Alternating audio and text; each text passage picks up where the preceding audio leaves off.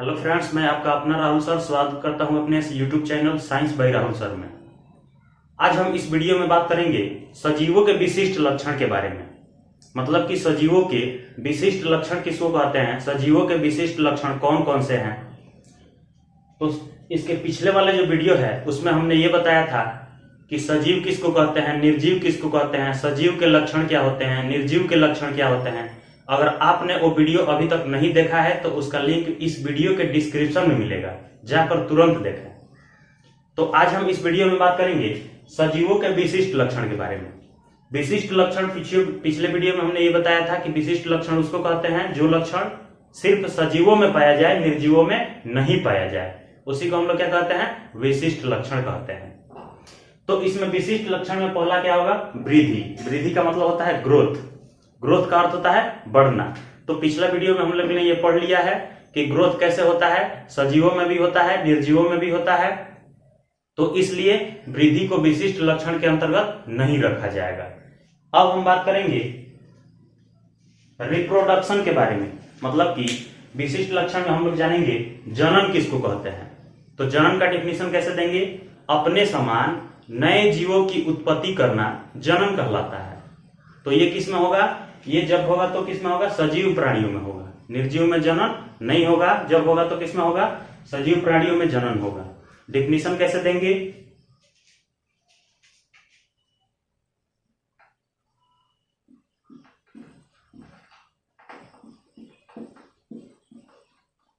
अपने सब जनन कहलाता है। तो जनन का डेफिनेशन कैसे देंगे, रिप्रोडक्शन का डेफिनेशन कैसे देंगे, अपने समान नए संतान की उत्पत्ति करना जनन कहलाता है। तो कोई भी जीव अपने समान जब नए बच्चे को जन्म देगा, नए संतान को जन्म देगा, नए संतान को उत्पन्न करेगा, तो वो क्रिया क्या कहलाएगी, जनन कहलाएगी। तो ये किस में होगा, जब होगा तो सजीव प्राणियों में होगा, निर्जीव में नहीं होगा। अब हम बात करेंगे जनन कितने प्रकार के होते हैं। जनन के प्रकार, तो जनन मुख्यतः दो प्रकार के होते हैं। कितने प्रकार के होते हैं बाबू, दो प्रकार के। कौन कौन, पहला होता है लैंगिक जनन जिसको सेक्सुअल रिप्रोडक्शन बोलते हैं, और दूसरा होता है अलैंगिक जनन जिसको असेक्सुअल रिप्रोडक्शन कहते हैं। अब हम लोग समझेंगे लैंगिक जनन किसको कहते हैं, मतलब कि सेक्सुअल रिप्रोडक्शन क्या होता है। तो इसका डिफिनीशन कैसे देंगे, जनन की वह विधि जिसमें दो विपरीत जनक की आवश्यकता होती है उन्हें लैंगिक जनन कहते हैं। कैसे लिखेंगे,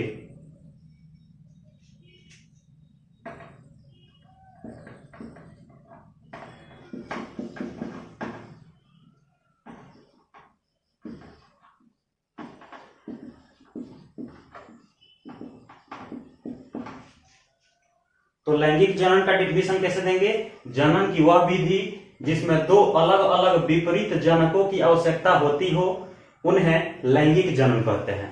इसका अर्थ यह हुआ कि ये जो जनन है, ये जनन की ये जो विधि है, इस विधि में दो अलग अलग जनकों की आवश्यकता होती है, विपरीत लिंग वाले। मतलब कि एक पुरुष अलग होना चाहिए और महिला अलग होनी चाहिए। दो अलग अलग विपरीत लिंग वाले जनक आपस में मिलेंगे तब जाके ये क्या होगी, लैंगिक जनन की क्रिया होगी, सेक्सुअल रिप्रोडक्शन की क्रिया होगी। ये किस में होती है, तो लैंगिक जनन जो है ये ज्यादातर बहुकोशिकीय जीवों में होती है। लिखेंगे यहां नोट में,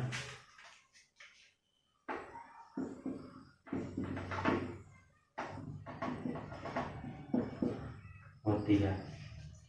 लैंगिक जनन की जो क्रिया होती है वो किस में होती है, बहुकोशिकीय जीवों में होती है। जैसे मनुष्य हो जाएगा, जैसे क्या लिखेंगे,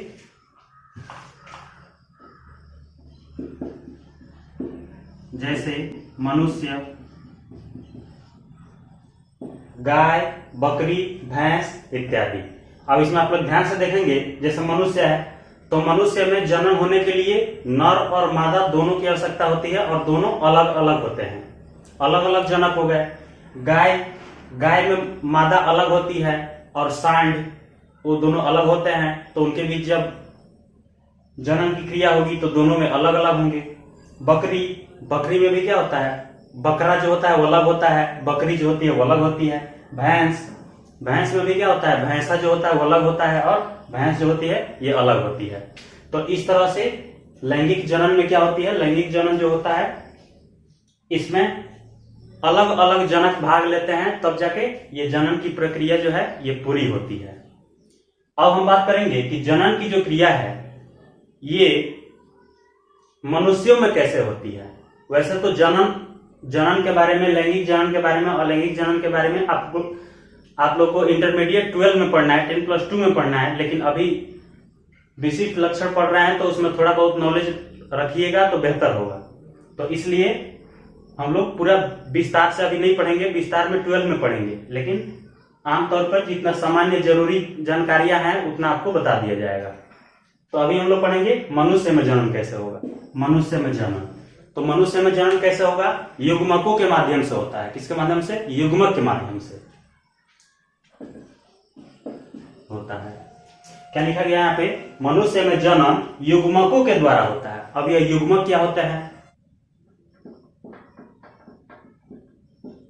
नर युग्मक, मादा युग्मक। पुरुष में किसके द्वारा होगा? युग्मक के द्वारा होगा। तो पुरुष में नर युग्मक होता है और मादा युग्मक होता है। नर युग्मक को हम लोग बोलते हैं शुक्राणु,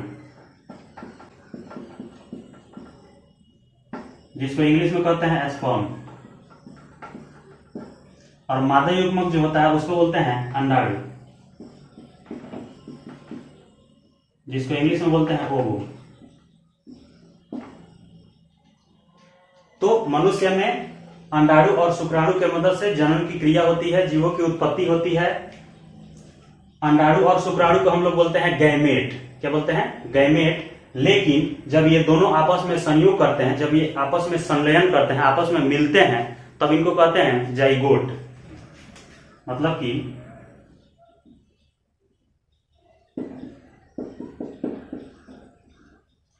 अंडाणु और शुक्राणु जब आपस में मिलेंगे तब जाके क्या बनेगा? जाइगोट बनेगा। और फिर इस जाइगोट का धीरे धीरे विकास होगा, तब जाके संतान की उत्पत्ति होगी।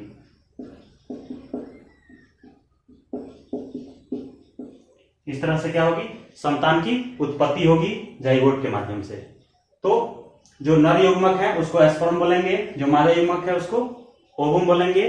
और ओवम और स्पर्म के मिलने से ही पुरुषों में संतान की उत्पत्ति होती है। जब ये मिलेंगे तो क्या बनेंगे? जाइगोट बनेंगे, और फिर इस जाइगोट से धीरे धीरे विकास होगा तो संतान की उत्पत्ति होगी।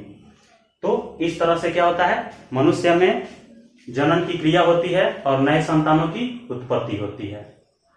अब बात आती है कि जैसे जनन जो है ये जीवों का लक्षण तो है, लेकिन हम लोग बात कर रहे हैं विशिष्ट लक्षण के बारे में। तो विशिष्ट लक्षण वो होता है जो सिर्फ और सिर्फ सजीवों में होता है, निर्जीवों में नहीं होता है। तो जनन जो है ये सजीवों में होता है, ये बात तो सही है, बिल्कुल सही है कि जितने भी सजीव होते हैं उनमें जनन की क्रिया होती है। लेकिन कुछ कुछ ऐसे भी सजीव हैं जिनमें जनन की क्रिया नहीं होती है।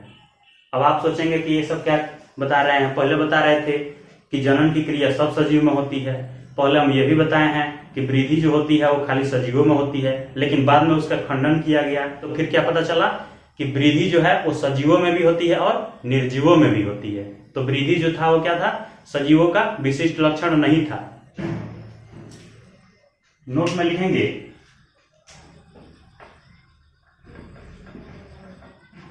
नहीं होती है।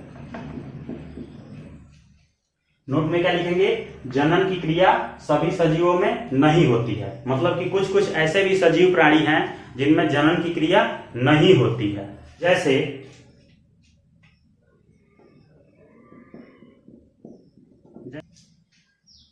तो एग्जाम्पल में क्या दे सकते हैं? जैसे खच्चर है, मोल है, तो इनमें जनन की क्रिया नहीं होती है।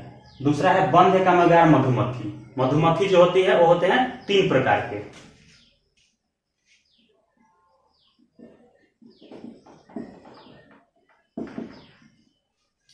तो 3 तरह के मधुमक्खियां होती हैं।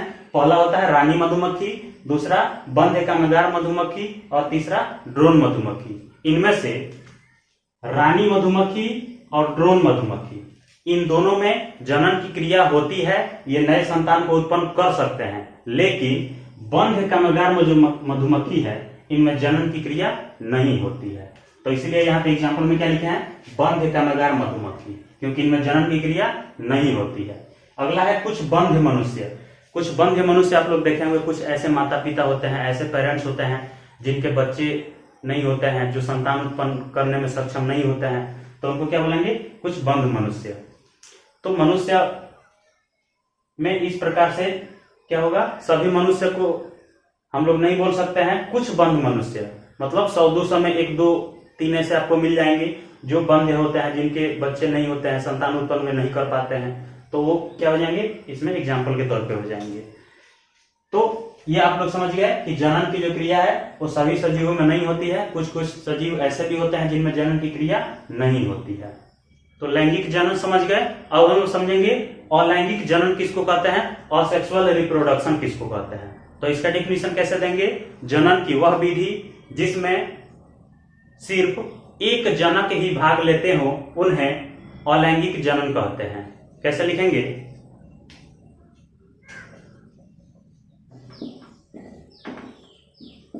कहते हैं। तो अलैंगिक जनन का डेफिनेशन कैसे देंगे बाबू? जनन की वह विधि जिसमें सिर्फ एक जनक की आवश्यकता होती है उन्हें अलैंगिक जनन कहते हैं। जैसे अभी हम लोग क्या पढ़े थे, लैंगिक जनन में क्या होता है कि 2 जनकों की आवश्यकता होती है, नर अलग होंगे, मादा अलग होंगे, लेकिन इसमें क्या होगा कि सिर्फ एक जनक के द्वारा ही नए संतान की उत्पत्ति होगा। और ये किन में होता है? ये ज्यादातर एक कोशिकीय जीवों में होता है। कैसे होता है? नोट में लिखेंगे। नोट में क्या लिखेंगे बाबू? अलैंगिक जनन ज्यादातर एक कोशिकीय जीवों में होते हैं। तो अब आप ये सोचेंगे कि एक कोशिकीय जीव किसको कहते हैं? तो जिन जीवों का शरीर सिर्फ एक कोशिका से बना होता है उसको एक कोशिकीय जीव कहते हैं। जैसे अमीबा, पैरामीशियम, क्लेमाइडोमोनस, ये सब क्या है? एक कोशिकीय जीव हैं। और बहुकोशिकीय जीव क्या होंगे? जिन जीवों का शरीर अनेकों कोशिकाओं से मिलकर बने होते हैं उनको बहुकोशिकीय जीव कहते हैं। जैसे मनुष्य, गाय, बकरी, घोड़ा, बंदर, भालू, उल्लू, ये सब क्या है? बहुकोशिकीय जीव हैं। तो अभी हम बात करेंगे किसकी? एक कोशिकीय जीवों की। अलैंगिक जनन जो होती है वो ज्यादातर किस में होती है? एक कोशिकीय जीवों में होती है। जैसे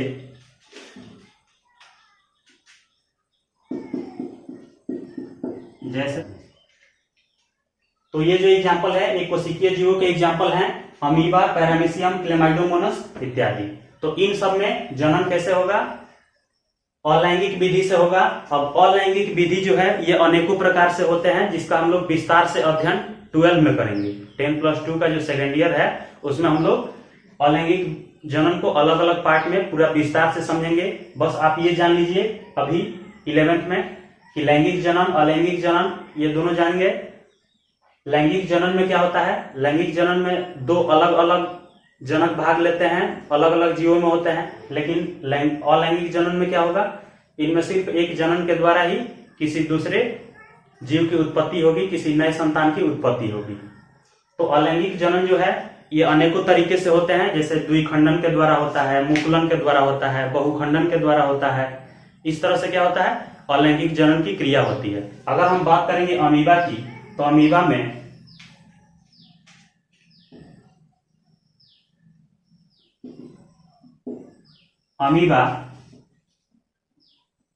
इस तरह से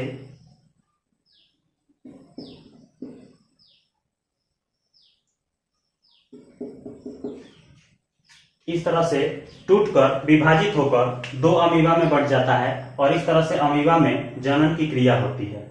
मतलब कि पहले एक अमीबा रहेगा, फिर उसका विखंडन होगा और विखंडन होके तब इस तरह से अलैंगिक जनन की क्रिया हो जाएगी, तब जाके 2 अलग अलग अमीबा का निर्माण हो जाएगा। तो ये क्या था?